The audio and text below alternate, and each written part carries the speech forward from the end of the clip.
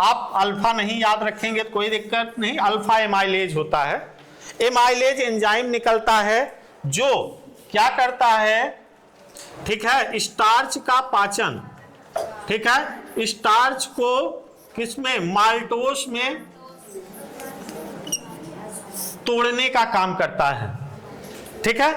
और ये pH maintain करता है, 6.8 पीएच पर काम करता है।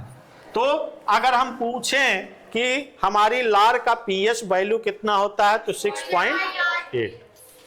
अब बताओ, मुख में कुछ चीज रह गया, दांत हो गया, लार ग्रंथियां हो गई, स्टार्च का माल्टोस में, यही माल्टोस टूट जाता है ग्लूकोज में, और जब ग्लूकोज में टूटता है तब हमको रोटी ज्यादा देर चबाते हैं तो हमको रोटी क्या होती है, मीठी लगती है। क्यों मीठी होती है, क्योंकि ये स्टार्च किसमें टूट गया, ग्लूकोज में, माल्टोस में, माल्टोस से। तो पहला क्वेश्चन ये पूछता है कि मानव में पाचन कहां से शुरू होता है, तो मुख गुहा से शुरू होता है, ठीक है। कहां से शुरू होता है, मुख गुहा से। अब मुख गुहा में दांत होते हैं, लार ग्रंथियां होती हैं, जीवा का काम है मिक्सअप करना, मिलाना, फिर हमने भोजन को निगला, ठीक है। अब समझो कि भोजन हमारा मुख से अब निकल करके कहां जा रहा है, ग्रसनी में। कहां जा रहा है, ग्रसनी में। यहां पहुंच गया ग्रसनी में। अब इसका काम क्या है, तो जो ट्रैकिया, आपका जो ग्रसनी होती है वो चौराहा होता है। चौराहे का मतलब जहां से 4 रास्ते जाते हैं, एक हमारे मुख की तरफ आ रहा है, दूसरा हमारा नॉस्ट्रिल नाक की तरफ जा रहा है, तीसरा हमारा कान की तरफ जा रहा है, चौथा आमाशय की तरफ जा रहा है, और लंग्स की तरफ भी जा रहा है, फेफड़े की तरफ। तो क्या होता है, ट्रैकिया होता है, ट्रैकिया पे इस तरह से ग्लॉटिस ग्लैंड होती है, ग्लॉटिस होता है, उसी के ऊपर एक ढक्कन इस तरह से इपीग्लॉटिस लगा होता है। जब भोजन को हम निगलते हैं तो ये प्रेशर से ये इपीग्लॉटिस क्या होता है, बंद हो जाता है, और जब बंद हो जाएगा तो भोजन श्वसन मतलब फेफड़े में ना जाकर के भोजन हमारा आमाशय की तरफ या ग्रास नली की तरफ चला जाता है। अगर मान लो ये नहीं बंद हुआ तो भोजन कहां चला जाएगा, फेफड़े में। तो क्या होगा, हिचकियां आएंगी। होता क्या है कि मान लो आपने खाना खाते वक्त मोबाइल देख रहे थे, अधिकतर बच्चे करते हैं कि मोबाइल देख रहे हैं, तो क्योंकि सारा कंट्रोलिंग हमारा ब्रेन करता है। अब ब्रेन ने क्या, ब्रेन का लगा कहां पर है, मोबाइल में। अब भोजन वहां से जा रहा है, आमाशय की तरफ जाना था, अब उसने प्रेशर तो दिया लेकिन इसको सूचना नहीं हुई और ये इपीग्लॉटिस बंद नहीं कर पाया, तो भोजन क्या हो गया, लंग्स की तरफ गया। फेफड़ा खड़ा था, देख रहा है, अरे इधर तो हवा आना था, ये कहां से आ रहा है, ठीक है। अब वो कह रहा है भाई इधर तुम्हारा स्थान नहीं, रास्ता भटक गया, उधर चले जाओ। हाँ, पूरा मेरा बात तो कंप्लीट होने दो, फिर बात करते हैं। अब क्योंकि वो मूड जो बना है बताने का वो टूट जाएगा। अब वो फेफड़े की तरफ उसने देखा, कहा भाई आप इधर कहां, आपका घर उस तरफ घर था, इधर कहां चले आए। बोला यार अब आ गए हैं तो इधर ही रुक जाते हैं। उसने कहा नहीं नहीं नहीं, ये आपका रास्ता नहीं, निकलिए। वो कहा ना, अब हम आ गए, नहीं जाएंगे। तो फेफड़ा क्या करता है, नीचे से प्रेशर लगाता है, और जब प्रेशर लगाता है तब क्या होता है, हिचकी आती है, या नाक कान मुंह गला सबसे क्या है, भोजन निकल आता है।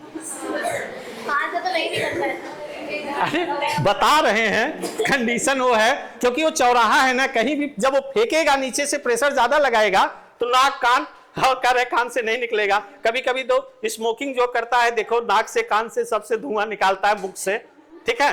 तो ये सेंटर चौराहे से क्या है कि वहां से इस तरह का कंडीशंस हो सकता है। इसलिए इपीग्लॉटिस जब बंद हो गया तो भोजन फेफड़े में ना जाकर के ग्रास नली में चला जाता है।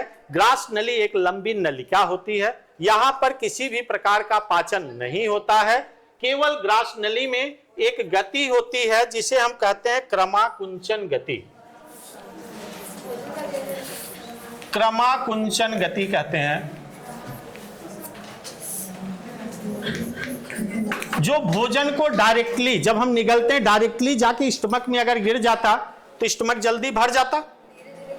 तो ये क्रमाकुंचन गति करते हुए धीरे धीरे फैलता हुआ, सिकुड़ता हुआ, मूवमेंट करता हुआ जाता है, और क्या है, हम ज्यादा से ज्यादा खाना खा लिए, पता चला बाद में कहते हैं कि यार ज्यादा हो गया। क्यों? क्योंकि जब पेट में गया, आमाशय में गया, तब तो पता चला ना ज्यादा है कम है, और डायरेक्ट अगर गिरता तो जल्दी भर जाता।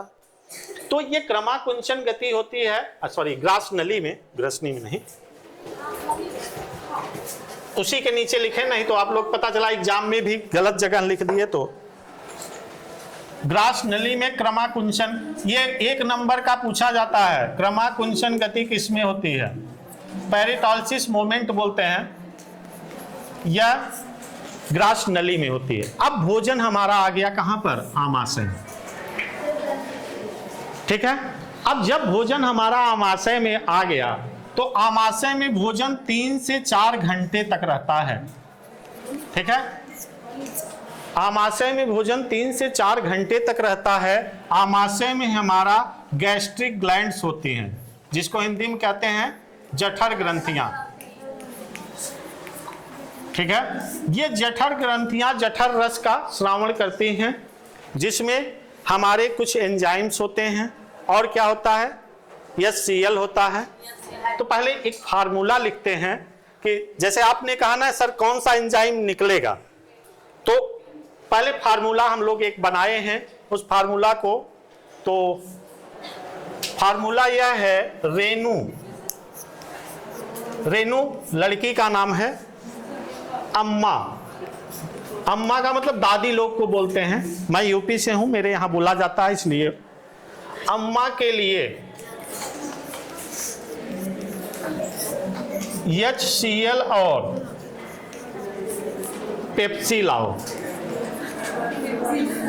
पेप्सी पिलाओगे ना अम्मा के लिए? हाँ, सुनो तो, ये फार्मूला है याद करने के लिए, पिलाना नहीं है भाई। रेणु से हो गया रेनिन। अब देखो जो जो आमाशय में गैस्ट्रिक से निकलेगा रेनिन, और अम्मा से एमाइलेज, एमाइलेज, HCl से HCl ही होगा, पेप्सी से हो गया पेप्सिन, पेप्सिन, और लाओ से लाइपेज।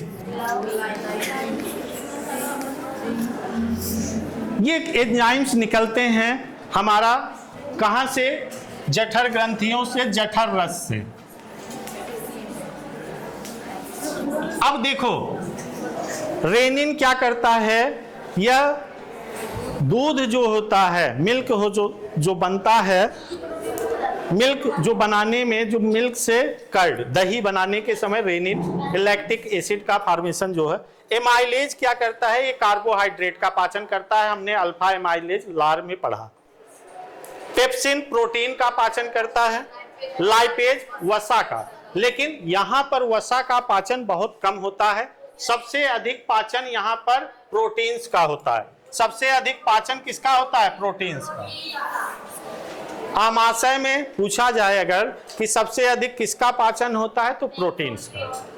ठीक है, अब चीजें, अब यहां पर एक क्वेश्चन आता है 2 नंबर का, HCl के क्या कार्य हैं?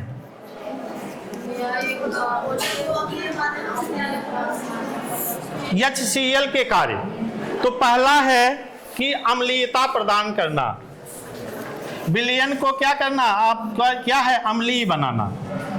अम्लीयता कितना होता है? 1.5 से 3 pH के बीच में। कितना रखेगा? ठीक है, कितना होगा? 1.5 से 3 के बीच में। जब होगा तभी हमारा दूसरा काम होगा कि तभी हमारा रेनिन और पेप्सिन को एक्टिवेट होंगे। पेप्सिन, रेनिन और पेप्सिन को सक्रिय होगा। ठीक है, अगर इससे कम पीएच होगा या ज्यादा होगा तो सक्रिय नहीं होगा। सक्रिय करना, ये पेप्सिन को सक्रिय करना हो गया। इसके बाद क्या काम होगा इसका? तीसरा कार्य इसका होगा जीवाणुओं को नष्ट करना। क्या करेंगे? को नष्ट करना, नष्ट करना। चौथा कार्य क्या होगा? ठीक है, भोजन को भोजन को सुरक्षित रखना। हम बोल देंगे क्योंकि अब यहां लिख रहे हैं, तो भोजन को सुरक्षित रखना, प्रिजर्व करना। तो भोजन को सुरक्षित रखने का भी काम क्या करता है? HCl करता है। अब आपसे 2 नंबर में पूछ ले कि HCl के क्या कार्य हैं, तो विलयन, क्योंकि क्षारीय 6.8 था मुख में एमाइलेज के द्वारा, तो यहाँ 6.8 को प्रबल अम्लीय बनाना है। जब प्रबल अम्लीय बन गया तो रेनिन और पेप्सिन क्या हो गए? सक्रिय हो गए। जब रेनिन और पेप्सिन सक्रिय हो गए तो जीवाणु क्या हो गए? नष्ट का हो गए और जीवाणुओं को मारने का काम करता है। फिर भोजन को सुरक्षित प्रिजर्व करने का, क्योंकि बैक्टीरिया जब मर गया तो भोजन क्या होगा? सुरक्षित हो गया। तो ये कार्य क्या है? HCl के हैं। अब हम वहां से पहुंचते हैं कहां पर? छोटी आंत में। अब छोटी आंत में देखो, यहां से हमने पहुंचा कहां पर? छोटी आंत में। तो छोटी आंत में 2 चीजें हैं। एक आपका लीवर है जो कनेक्ट होता है छोटी आंत से, दूसरा पैनक्रियाज होता है, पत्ती जैसी संरचना जिसको हम अग्नाशय बोलते हैं। ये दोनों रोल प्ले करते हैं कहां? छोटी आंत में महत्वपूर्ण भूमिका। पहला काम क्या होता है इसका? छोटी आंत का जो लीवर है ये बाइल जूस बनाता है, पित्त रस जिसको बोलते हैं, और बाइल जूस स्टोर होता है गाल ब्लैडर में जिसको हम पित्ताशय बोलते हैं। ठीक है, बैलून लाइक स्ट्रक्चर होता है, गुब्बारे जैसी संरचना होती है, और वो पंपिंग करता है तो धीरे धीरे जो स्टोर हुआ था बाइल जूस हरे रंग का, वो धीरे धीरे क्या होता है? निकलता है। हम स्ट्रक्चर्स को यहां दिखाते हैं थोड़ा सा, क्योंकि इसका भी उपयोग कर ही लेते हैं। यहां से हमने भोजन को मुख गुहा में कार्य किया, मुख गुहा से ये ग्रास नली में आया, क्रमाकुंचन गति के द्वारा हमारा स्टमक कैसा होता है? जे शेप होता है। कैसा होता है? जे आकार का। ठीक है, ये देखो जे है ना, ऐसे ही तो जे बनता है। देखो ये आमाशय हमारा इसी तरह तो है, ये संरचना आमाशय हो गई। अब यहां से ये देखो लीवर है हमारा, लीवर, और यहां पर एक बीच में बना हुआ है, यही है आपका पित्ताशय। ठीक है, लीवर बाइल जूस जो बनाता है, इस बाइल जूस को स्टोर करने का काम गाल ब्लैडर करता है, और इसी में जब क्या होता है? स्टोन हो जाता है गाल ब्लैडर में, तो हम कहते हैं ना पित्ताशय की पथरी हो गई है।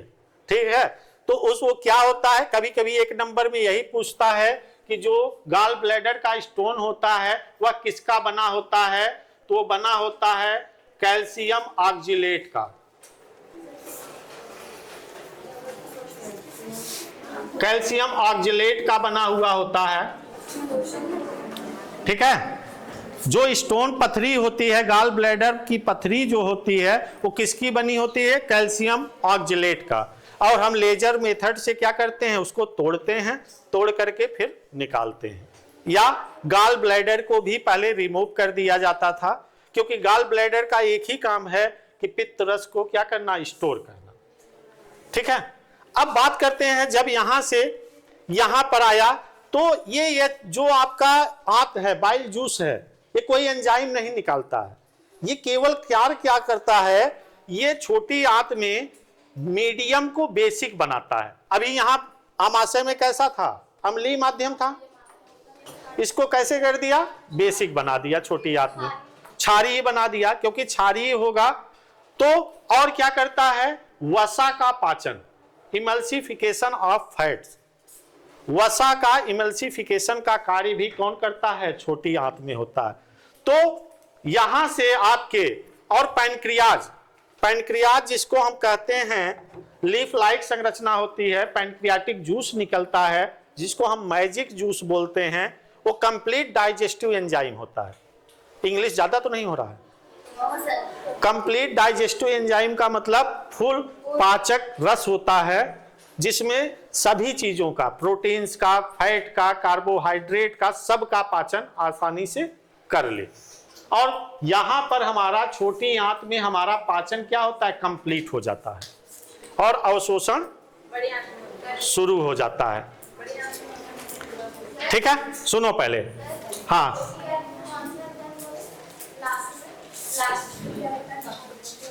छोटी आंत में एंजाइम। एंजाइम कौन कौन से होते हैं?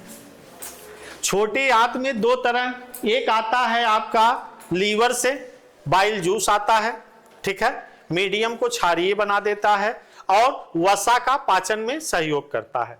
दूसरा है पैनक्रियाज, जिसको अग्नाशय बोलते हैं। अग्नाशय से अग्नाशयी रस आता है, पैनक्रियाटिक जूस आता है, जो क्या करता है, सभी चीजों का, प्रोटीन का, वसा का और कार्बोहाइड्रेट, प्रोटीन और फैट, तीनों का डाइजेशन कंप्लीट कर देता है। तो छोटी आंत में हमारा पाचन क्या होता है, पूर्ण हो जाता है, अवशोषण शुरू हो जाता है। अब देखो, जैसे इस संरचना को समझो।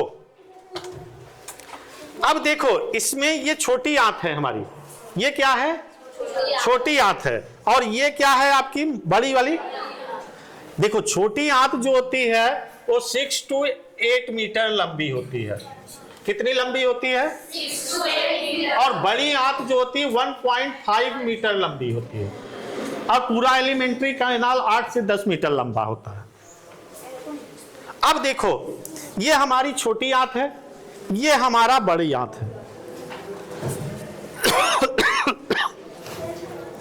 अब देखो, घर में दो बहू है, मतलब दो महिलाएं हैं, एक बड़ी होगी तो एक छोटी होगी, है ना।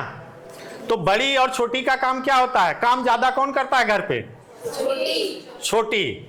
और ऑर्डर कौन देता है? बड़ी। और उसका काम क्या होता है? केवल ऑर्डर देना नहीं, सुनो, सब शाम को बोलेगी कि तुम ऐसा ऐसा ऐसा ऐसा ऐसा सब ऑर्डर दे देगी कि सब तुम कर लो, ठीक है, कंप्लीट हो जाए तो हमको बताना। तो इसने पाचन कर लिया, वसा का भी, कार्बोहाइड्रेट का भी और प्रोटीन्स का भी पाचन वाचन कर लिया, कंप्लीट हो गया। सब कुछ कंप्लीट हो गया तो जाके बोलती है कि दीदी सब कुछ हो गया। हाँ ठीक है, हो गया ना, मैं चेक कर लेती हूँ सब सही है कि नहीं। अच्छा ठीक है, देखा प्रोटीन पच गया, हाँ ठीक है, कार्बोहाइड्रेट हाँ पच गया, वसा हाँ पच गया। फिर देखा कि अरे अभी तो इसमें पानी और मिनरल रह ही गया है, ठीक है।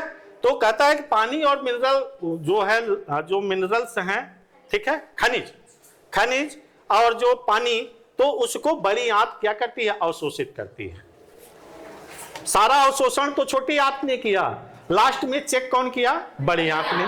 और किसका अवशोषण किया, पानी और खनिज का। और जब वो भी चेक कर लिया, फिर हमारा गुदा अपशिष्ट पदार्थ जो रहा, अवशेष पदार्थ, गुदा के रास्ते वो क्या हो गया, बाहर निकल गया। एक रेखा देखो, एक चीज यहां पर बना हुआ है, ठीक है, नुकीली छोटी सी रचना ऐसे लटकती रहती है, ठीक है, गांठ जैसी संरचना, उसको बोलते हैं वर्मीफार अपेंडिक्स, परिशेषिक तालिका, क्या बोलते हैं, परिशेषिका, ठीक है। अपेंडिक्स बीमारी सुने हैं ना? अपेंडिक्स बीमारी, ठीक है। अपेंडिक्स बीमारी क्या होता है, ये जो अपेंडिक्स होता है ये बड़ी आंत के एक किनारे पर, क्योंकि बड़ी आंत दो भाग में बट जाती है, लेफ्ट और राइट, ठीक है। तो जो ये वर्मीफार अपेंडिक्स होता है, इसका मानव में कोई उपयोग नहीं है, अवशेषी अंग है, मतलब इसका हमारे लिए उसका उपयोग कब था, जब हम पत्तियां खाते, हरे पेड़ पौधों की डायरेक्ट पत्तियों को ग्रहण करते, तो उसमें होता है सेलुलोज। तो सेलुलोज का पाचन जो है ये वर्मीफार अपेंडिक्स करता था।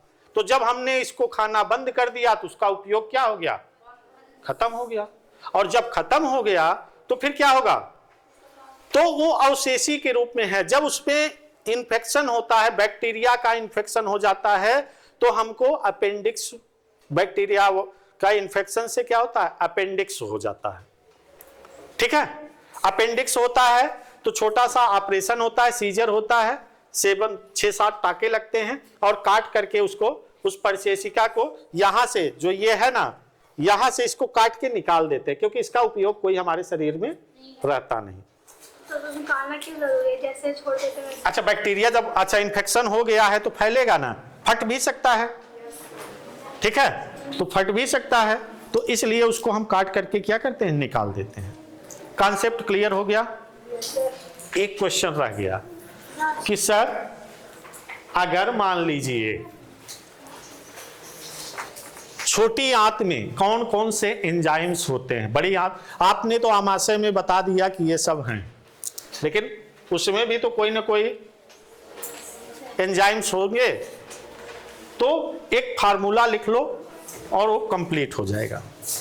ये समझ में आया कि नहीं, पहले ये बताओ। अगर एग्जाम में लिखने के लिए आ जाए, इसमें देखो छोटे छोटे क्वेश्चंस बहुत बनेंगे, जैसे HCl का कार्य क्या है, फिर छोटी आंत से पूछ लेगा कि छोटी आंत में किसका किसका पाचन होता है। पहला क्वेश्चन पूछता है कि मानव में पाचन कहां से शुरू होता है, कहां समाप्त होता है। तो मुख से शुरू होता है, मुख गुहा, बक्कल कैविटी। अगर मुख दिया है तो मुख, मुख गुहा दिया है तो मुख गुहा। बक्कल कैविटी मुख गुहा से प्रारंभ होकर के छोटी आंत में समाप्त हो जाता है। ठीक है। अवशोषण का कार्य कहां होता है, छोटी आंत में, और पानी और मिनरल का अवशोषण कहां होता है, बड़ी आंत में। ठीक। आमाशय में कौन सी रस निकलता है, तो जठर रस निकलता है। ठीक है। अब छोटी आंत में बाइल जूस निकलता है। बाइल जूस का काम है वसा का, फैट का इमल्सीकरण करना, इमल्सिफिकेशन, वसा को तोड़ना। ठीक है। अब ये तोड़ते कैसे हैं, तो जानते हो, आप सभी जानते हैं कि जो हमारा कार्बोहाइड्रेट है, ठीक है, कार्बोहाइड्रेट टूटेगा तो ये सुक्रोज है, तो सुक्रोज क्या किसमें टूटेगा, ग्लूकोज में। किसमें टूटा, ग्लूकोज में। जो प्रोटीन है, प्रोटीन टूटेगा तो किसमें टूटेगा, अमीनो एसिड में, अमीनो एसिड में टूटेगा। और वसा टूटेगा, किसमें टूटेगा,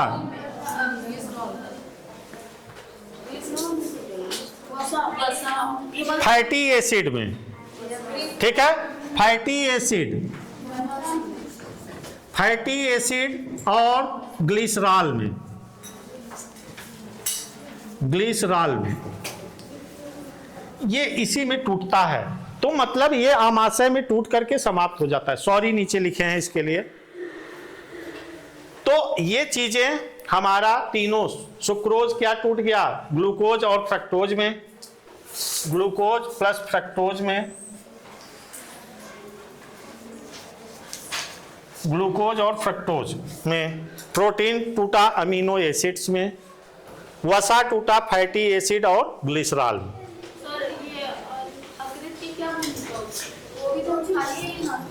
यकृत की भूमिका, लीवर की भूमिका बहुत महत्वपूर्ण है।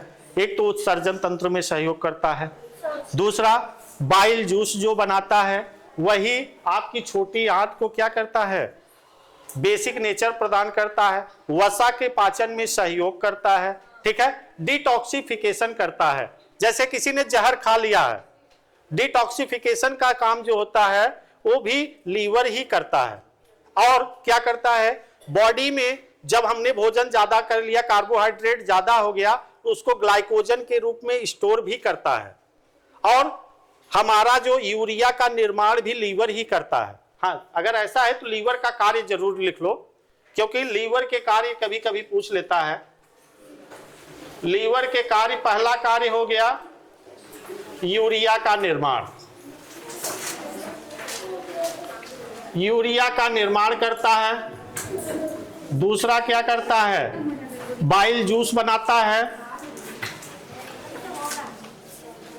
बाइल जूस बनाता है।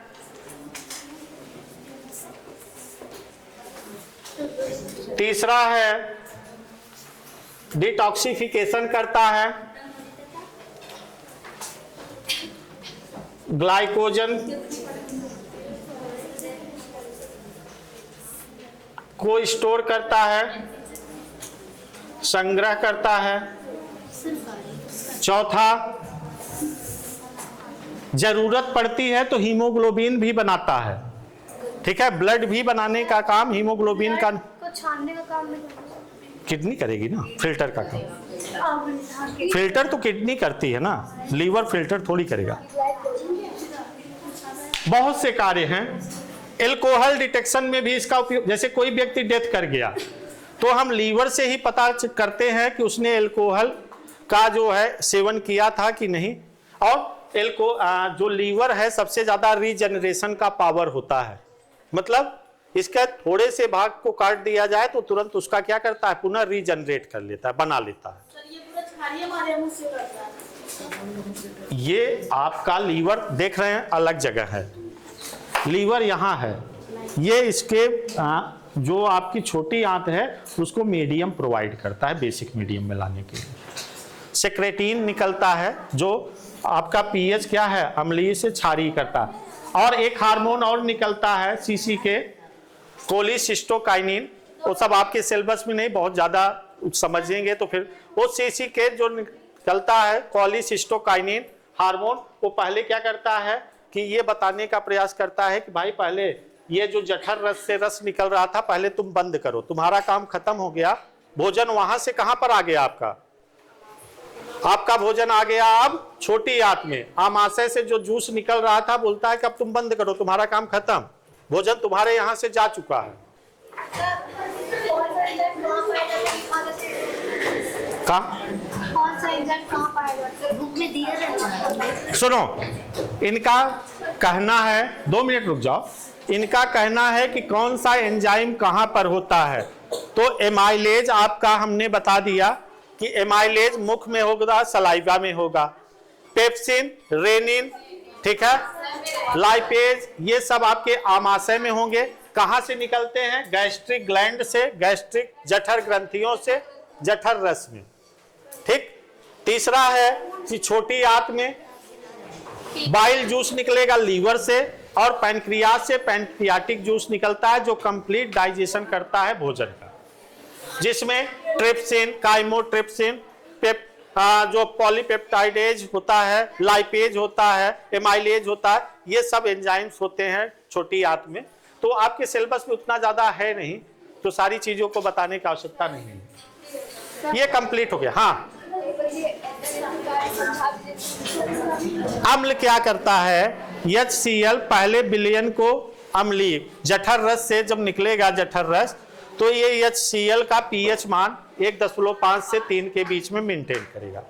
और जब ऐसा पीएच होगा, और सुनो, एक क्वेश्चन पूछा गया था याद आप लोगों को कि HCl स्ट्रॉन्ग एसिड है, तो फिर ये जब सब चीजों को क्या एसिड है तो जला देता है, लेकिन हमारी एलिमेंट्री कैनाल पर इसका कोई